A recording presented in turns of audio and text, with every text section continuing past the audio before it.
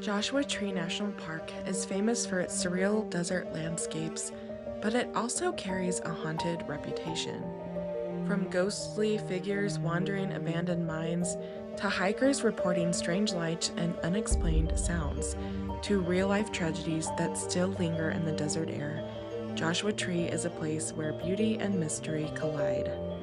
In this episode, we explore the chilling legends and eerie encounters that make Joshua Tree one of the most haunted national parks in America.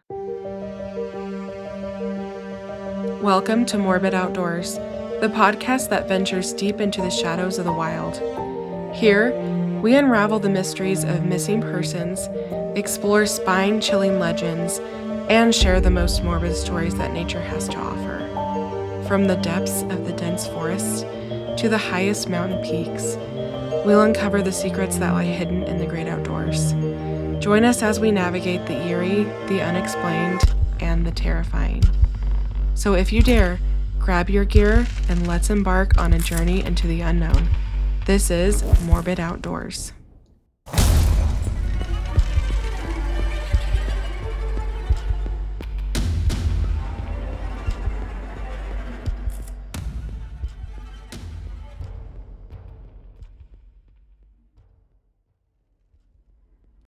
Hello, everyone. Thank you so much for listening today on this lovely Wednesday. My name is Elise, and I'm your host.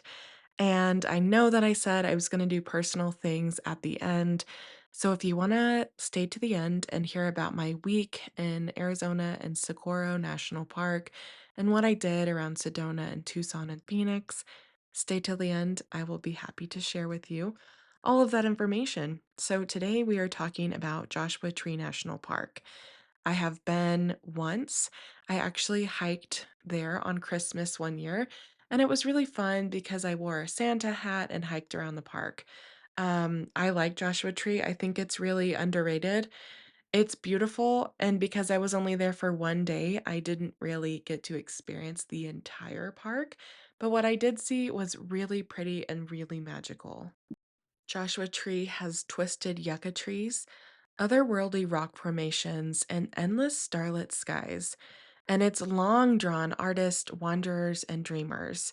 But beneath its dark beauty lies something darker, stories of restless spirits drifting across the Mojave, strange lights flickering on lonely trails, and whispers of tragedy that still echo in silence have given Joshua Tree a reputation not just as a national treasure, but also as a haunted landscape. So let's talk about the background of this national park. The fact that Joshua Tree National Park was established as a national park on October 31st, 1994, is spooky within its own right. Now, it was originally declared a national monument in 1936, but it was redesignated as a national park in 1994 when the U.S. Congress passed the California Desert Protection Act.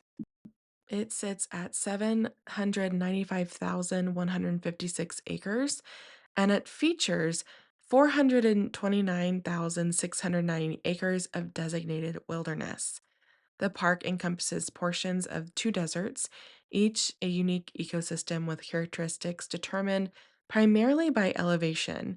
So the Mojave Desert is the higher, and the lower lying desert is the Colorado Desert.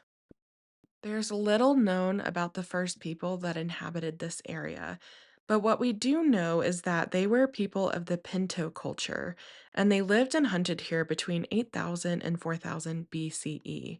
The reason why we know that they were here is because archaeologists have found stone tools and spear points in the 1930s, and this suggested that they hunted game and gathered seasonal plants, but we really don't know that much about these people. I imagine it was extremely hot, and so this wasn't a very inhabitable place for them to live year round. So, the Mojave Desert is higher in elevation and cooler, and it is the special habitat of the Joshua tree, for which the park is named. It occurs in patterns from dense forest to distantly spaced specimens. In addition to the Joshua Tree Forest, the western part of the park includes some of the most interesting geologic displays found in California's deserts. The dominant geologic features of this landscape are hills of bare rock, usually broken up into loose boulders. These hills are popular among rock climbing and scrambling enthusiasts. I think all of us know this, but Joshua Tree has a hot desert climate, and it's actually becoming hotter and drier due to climate change. From 1895 to 2016, the annual precipitation has dropped by 39%, and the annual temperature has increased by 3 degrees Fahrenheit. Because of the hotter and drier conditions, there have been more wildfires in the park as of late. Joshua Tree has 9 established campgrounds in the park, and there are several hiking trails within the park, many of which connect to campgrounds. A section of the California Riding and Hiking Trail meanders for 35 miles or 56 kilometers through the western side of the park. There's a lookout point at Keys View towards the south of the park that looks over the Coachella Valley, the Salton Sea, the San Andreas Fault, and the Santa Rosa Mountains and the city of Palm Springs. It is very, very beautiful in this park, and if you haven't gone, I highly suggest going in the winter. It's not as crowded, it's beautiful, and you have very mild temperatures throughout the daytime. The total visitors more than doubled from 2013 to 2019. Awareness of the wildflower bloom in the spring has brought increased visitation. It's very, very beautiful and colorful in the spring because of the wildflowers, and so a lot of people trek to Joshua just for the flowers. I didn't see those, of course, because I visited in December, but it was still beautiful even without the super blooms. There are more than 250 bird species that inhabit or visit the park, including the resident desert birds such as the great roadrunner, cactus wren, northern mockingbird, LeConte's thrasher, verdin, and Gambel's quail. About 78 of these species nest and raise their young within the park. Many migrating species spend only a short time feeding and resting here, mainly in the winter, as the park lies along an inland stretch of the Pacific Flyway. If you're familiar with Joshua Tree, you're familiar with the naturally dark night skies. They are far away from and largely free of light pollution typical in urban areas. And in 2017, the International Dark Sky Association designated Joshua Tree as a dark sky park. According to the biodiversity database iNaturalist, there are around 2,145 combined plant, fungi, and animal species that have been documented within Joshua Tree National Park. So now let's jump into the meat of the episode. We're talking about Joshua Tree being haunted. Now, why is it haunted, you might ask? There have been thousands of artists, musicians, and creatives that flock here every year because of the inspiration the desert's rock formations bring. And a lot of people go, and some people don't come back. First, let's talk about all the missing people. It should be noted that for all of its vastness and remote wilderness, people are rarely lost in Joshua Tree National Park. The vast majority of deaths come from rock climbing accidents. People lost and people not found are exceedingly rare, but let's talk about the few that Joshua Tree currently holds the secrets to. June 24th, 2010, Bill Owasco went missing. Now, he was hiking to Quail Mountain, which is the highest point in Joshua Tree National Park, and this was thought to be his intended destination, although we're not extremely sure exactly where he was meaning to go because he really didn't tell anyone. What was thought to be a day hike turned into a search and rescue operation, and Bill was never located. There was only very little evidence, and that was his vehicle, which was parked at the Juniper Flat and found on the 26th. And then later, a faint cell phone ping that was estimated at a distance of 10.6 miles from the Serene Road cell tower. After several days of searching, including by helicopter after the phone ping, the search was called off. Wherever Bill was, he was meant to be there for a long time. And that he was. Hikers found him in February 2022. This is another tragic case of a hiker hiking and never coming back and being discovered years and years later. Bill never came out from Joshua Tree, but he almost made his way out. Where he was found, he appeared to get really close to the south section of Joshua Tree, the community. He may have been about 2 miles until safety. The fact that he didn't make it likely means something did happen, and it's unclear if we will ever know what that was. He was an experienced hiker, and that's basically what might have killed him. Bill knew Joshua Tree extremely well and had a list of destinations in mind, including ones only the experts knew about, like Carrie's Castle. He definitely knew the place, and that knowledge brought him confidence. And in the desert, confidence can be deadly. So that is the story of Bill Owasco. We don't know much about him or about how exactly he was found, although I'm sure his family is very relieved that he has been found and laid to rest in a proper way. Next, we're going to discuss the case of Paul Miller. This happened in July 2018. Paul and his wife, Stephanie, they were from Ontario, Canada, and they actually embarked on a vacation through California and Nevada with plans to celebrate their 26th wedding anniversary in Las Vegas. On July 13th, 2018, under the relentless desert sun, Paul decided to take one last hike before their trip to Vegas. He set his sights on the 49 Palms Oasis Trail in Joshua Tree National Park, and he assured his wife that he would return by late morning. That was the last time that Stephanie ever saw him. Stephanie began to get worried when Paul didn't return. Hours turned into days, and it seemed like Paul had vanished without a trace. Search parties combed the area, but the vast, unforgiving terrain seemed to swallow every clue. Stephanie clung to hope, haunted by what had happened to Paul. There were really no signs until late 2019, when analysis of drone footage revealed a chilling discovery. Paul's remains lying in a remote off trail area of Joshua Tree. The drone had found what countless human searchers searched hundreds of hours for and could not find. His remains were tucked into steep terrain, but within 60 feet of where searchers had previously looked.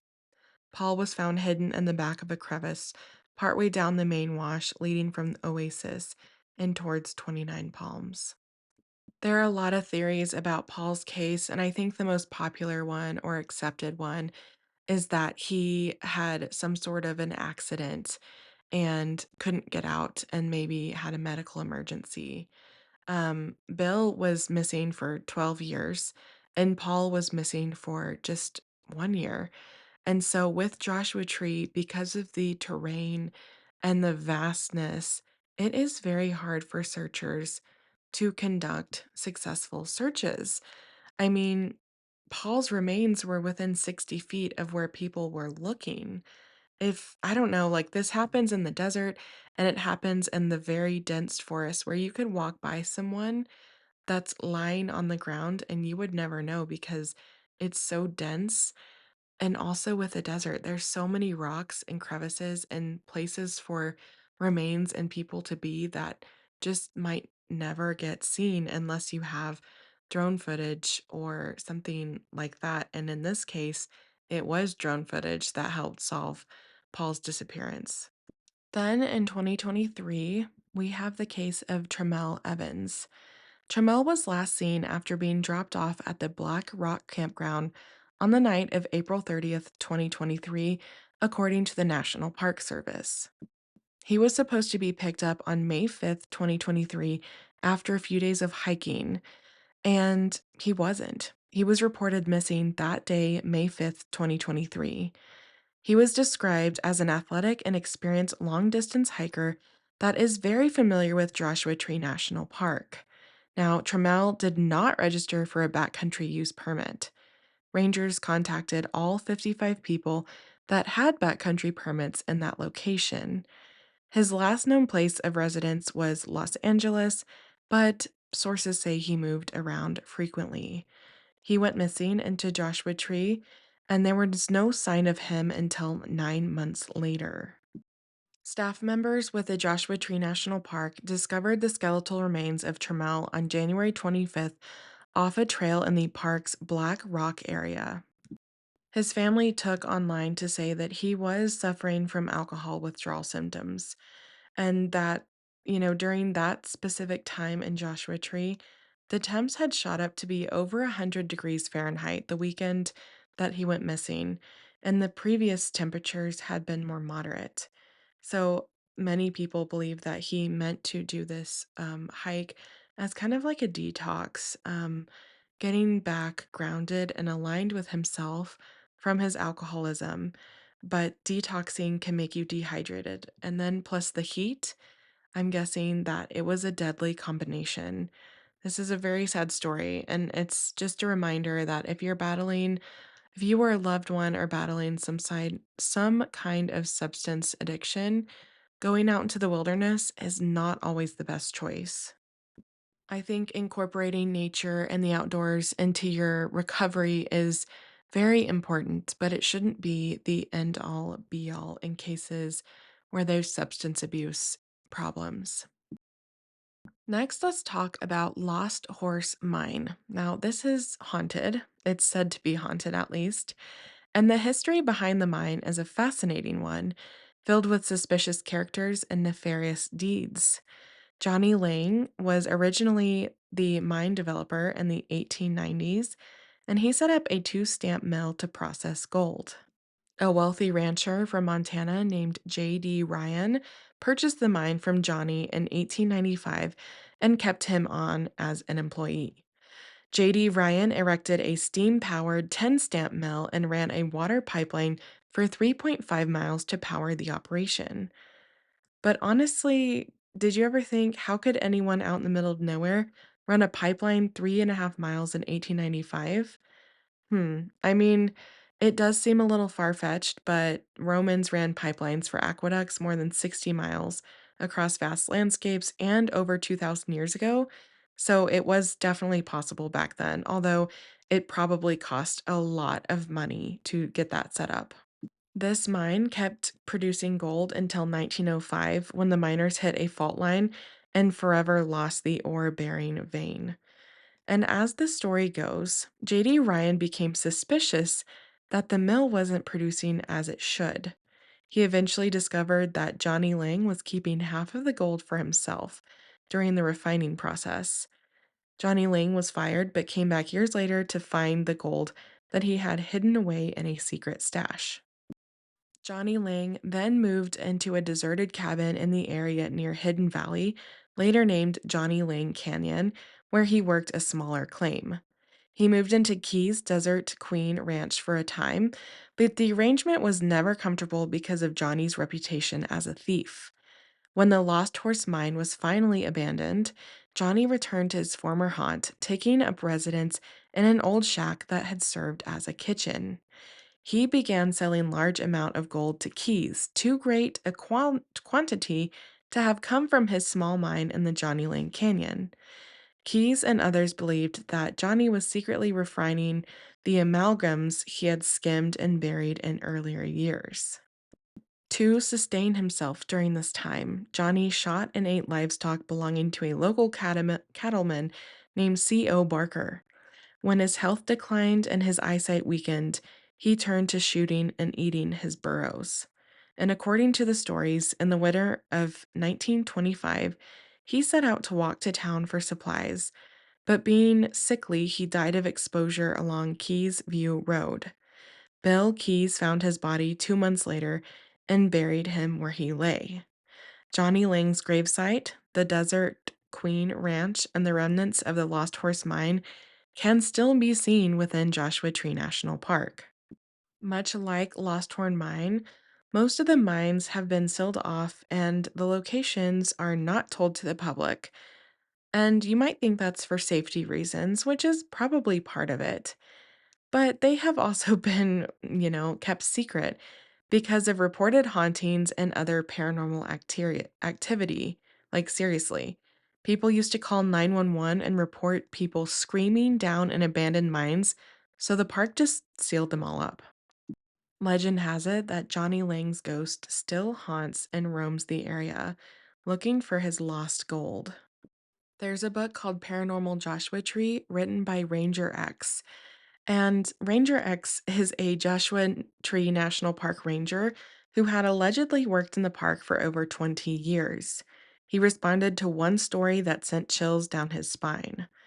According to him, there's a mine right around the Lost Horse Mine area where people kept reporting hearing a woman screaming down in the mine. Each time the unsuspecting hikers would call the police and fire department, park rangers would investigate to once again find that nothing and no one was down there. After about a decade, it became predictable that the report, along with others like it, became a reality of working in Joshua Tree. The mine with the screaming female ghost has been since shut and its whereabouts hidden from the public. But honestly, I wonder if you could find it, would you hear her screaming still down in the mine? And if you think that's crazy, Ranger X and his book unearth even wilder stories of paranormal activity, UFO sightings, owl men, exy homes, ghosts, hauntings, and missing persons. So you should check out his book because it sounds very, very interesting. Next, let's talk about Haunted Joshua Tree Inn. So, you probably heard the story before, and I'm not going to get into too many details because it is widely known. But Joshua Tree Inn is haunted, and it's haunted by the ghost of Graham Parsons. Graham was a musical genius who collaborated with bands like the Rolling Stones and Emmylou Harris. He and his musical friends spent many drug fueled nights at the Joshua Tree Inn, jamming, creating, and making memories. But sadly, Graham passed away from a drug overdose in the wee hours of September 18th, 1973. The most bizarre thing about this story is that his father tried to have his body returned to Graham's hometown, but his friends kidnapped it first. Yes, they stole his corpse. According to Graham's wishes, they took it to the desert and set it ablaze. The cremation was unsuccessful, and his charred remains were later found and buried at the Garden of Memories in Metairie outside of New Orleans. I know I did not say that right. So, though his body might be gone, Graham Parsons' spirit still hangs around the Joshua Tree Inn. Guests have reported hearing faint singing, smelling cigarette smoke, and even hanging out with Mr. Parsons himself, watching the sunrise and talking about life. I mean, if I had to choose what spirit haunted a hotel, I think I would definitely choose a rock and roll musical guy chill to haunt my hotel instead of some malevolent who knows what. So I think, I don't know, the Joshua Tree Inn maybe has that's a benefit that they have for sure. We can't discuss Joshua Tree without discussing skinwalkers. No one knows the story of Joshua Tree's skinwalkers better than the indigenous inhabitants of the Mojave Desert. They've been seeing these shapeshifting witches for centuries. They can cast spells and imitate your loved ones, or that's what the mythology says, at least. Now, I did find a Reddit post from 4 years ago on r/Joshua Tree, so I'm going to read it to you. Just take into consideration that it is Reddit. All right, so this Redditor says that he was out hiking and camping with some of his cousins for a bit in Joshua Tree the past few days after visiting some family in San Bernardino. He says he usually goes out once or twice a year, and they all go to all the great national parks in California.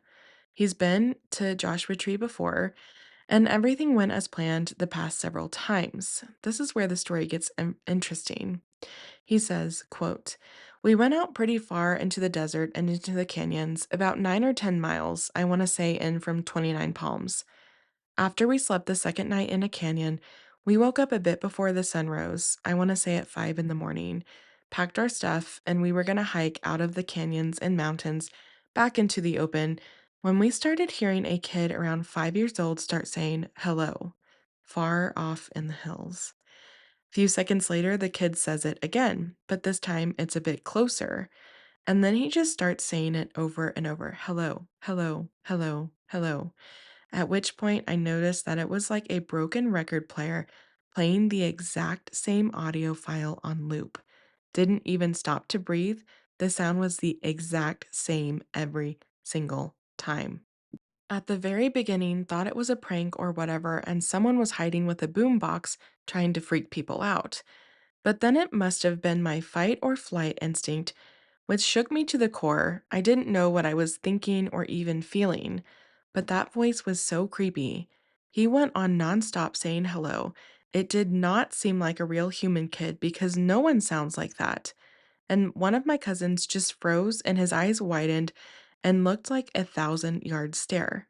Till at some point, 20 seconds in, after looking at each other, confused and scared, that we decided, yeah, let's get the hell out of here. We snapped him out of it while we all brought out knives, the knives out of our belts. Hauling ass on our backpacks, we just started sprinting down the hill off a little platform we set up shop on, and down the canyon stretch all the way back where we came from. Everyone was full sprinting like there was no tomorrow with this hello playing on loop for about IDK. It had to be another minute. It eventually stopped, but we kept running. I personally had such a twisting feeling in my gut that I kept running with dozens of pounds on my back. I doubt it was that heavy. It felt like something very primal, a flight instinct that just sprang into action. My cousins said about the same. We hadn't seen any kid, any human, any creature looking thing in the dark, which made it so much worse. I was probably going off pure adrenaline at that point, but all of us stopped sprinting 6 to 8 minutes later, and at that point, we were basically out in the open. I think we covered no less than a whole mile of canyon crevice stretch, but we were running downhill as fast as I had ever gone. This was the scariest experience of my entire life. I honestly see no real explanation for anything like that outside of aliens and whatnot, which I don't believe in. I've had nightmares about that sound the past few nights. I can't stop thinking about it. I am never going anywhere near Joshua Tree ever again, lest someone can definitely say, oh, yeah, it's just a teenager trolling people with a loudspeaker. At this point, as implausible as ever. Anyone know what this could have been?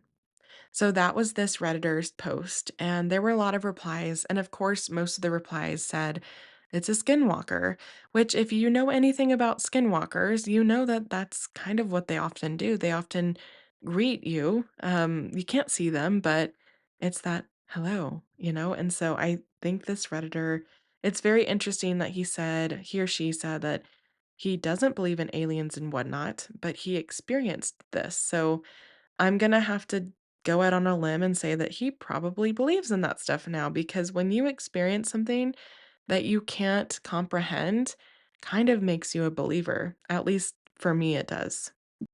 The last morbid thing in Joshua Tree that I want to discuss is a murder suicide that happened in July 2017. In late July 2017, Rachel Nguyen, 20 years old, and Joseph Orbesco, 22, went missing after setting out for a hike in Joshua Tree National Park to celebrate Rachel's birthday. Their disappearance was reported July 28th after they failed to return home. Their car was found parked inside of the park the same day. A phone ping from Joseph around 4 p.m. was their last known electronic signal. Search efforts included more than 250 people, including volunteers, park rangers, aircraft, and canine teams. And even some searchers suffered injuries due to the rugged terrain. After 9 days, search operations were reduced. They couldn't be located in those 9 days, and searchers were getting hurt, and it was still pretty hot out there. 11 weeks later, on October 15th, 2017, their bodies were discovered in a steep canyon north of the Maze Loop trailhead, under a tree, and in an area inaccessible by vehicle. They had used clothing to shield their lower bodies from the desert sun. Evidence suggested that they had run out of water and food. A handgun registered to Joseph was found nearby. Autopsies revealed both had gunshot wounds. Investigators believe Joseph shot Rachel and then shot himself. Now, the theory is that they became lost and they ran out of food and water It's possible one of them might have had an injury and didn't want to leave the other one. And the theory is that it was like a mercy killing and then suicide because it was extremely hot out there and they didn't have any more food and water. Rachel's family publicly stated that they held no grudges against Joseph or his family, viewing the tragedy as a sympathetic act rather than one driven by malice. They expressed a desire to have Rachel laid to rest and find closure. Joshua Tree is more than just a desert park. It's a place where history, tragedy, and mystery weave together. The strange lights, the whispers in the rocks, and the countless ghost stories that we may never fully understand. But they remind us that the desert holds onto its secrets. Whether these tales are born from folklore, grief, or something truly otherworldly, they give Joshua Tree an atmosphere that's as haunting as it is breathtaking. So, the next time you find yourself under Joshua Tree's star studded skies, pause for a moment. Listen closely. You may hear nothing but the desert wind, or perhaps you'll hear something else entirely. As always, recreate responsibly and remember, sometimes the great outdoors aren't always great. Okay, and if you want to hear my personal stuff story about going to Arizona last week, now's your time. So, I was on fall break last week, which is a huge perk of working in the public school systems. I had the whole week off, and actually, when I'm recording this, I just got back. But we went down to Page, Arizona. I've been there multiple times. We didn't really do anything in Page, although I have hiked Upper and Lower Antelope Canyons and Horseshoe Bend. Those are great to do if you're visiting Page. Totally worth it, especially Lower Antelope Canyon. We just stayed a night in Page, and then from there we went down to Sedona just for a day. I've been to Sedona before and I love it. It's very pretty. There's lots of interesting people, and there's a lot of really fun, easy hikes, and it's all dog friendly because we travel with our dog. So while in Sedona, my husband and I decided to get our auras read. And then I actually did a psychic reading. Now, I don't fully believe in that stuff. I just think it's fun. But it was very interesting. And I do have to say that the psychic did know things that she could not have known about me. And she didn't even know my name. So I thought that was interesting, kind of fun. Um, I don't know, just very entertaining just for a day. We did a little hike in Sedona, got lunch, had our auras read, like the color photograph thing, and it was just really fun. And then after that, we went down to Phoenix, Gilbert area, stayed in Gilbert for a while. Unfortunately, because of the government shutdown right now, half of the national park was closed. So when we went to the Socorro National Park, only the west side was open, and that is the smaller section and the section that's, like, I guess, less desirable to see than the eastern side. So we did not, venture to the eastern side of the park because it was closed, the road to get in, everything, and we did the western side instead, and if you ever go, I highly recommend driving the Bajada Loop. It's, like, 5 miles, and it's a dirt road. It's very pretty, and there are a couple trails that branch off of it, but it's just nice to drive on because the views were very, very pretty. After we drove the Bajada Loop, we did a, like, nature walk and took our Christmas card photos, which is so funny and lame, you might think, but I love it. And yeah, we just enjoyed a little part of the park. I wish we would have gotten to experience more, but with the shutdown, it just wasn't possible this time. So then we drove back, and we saw like 4 or 5 rainbows, and it was just I don't know, it was just a great trip. Very relaxing, very peaceful, did some things we wouldn't normally do, and enjoyed nature. So I hope that, wherever you are, you're enjoying the fall, or maybe it's even winter where you're at, or summer, who knows?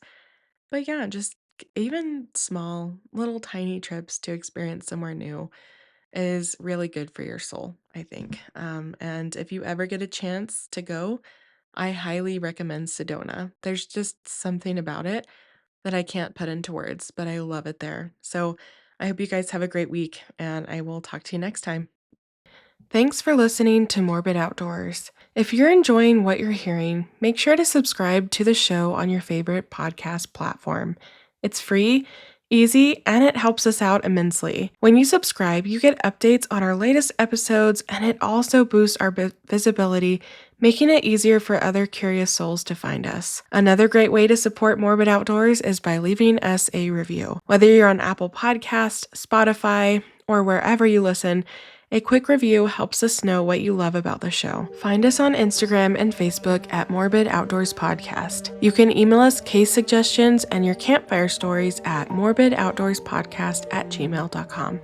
Thanks so much for the support, and I'll see you next time.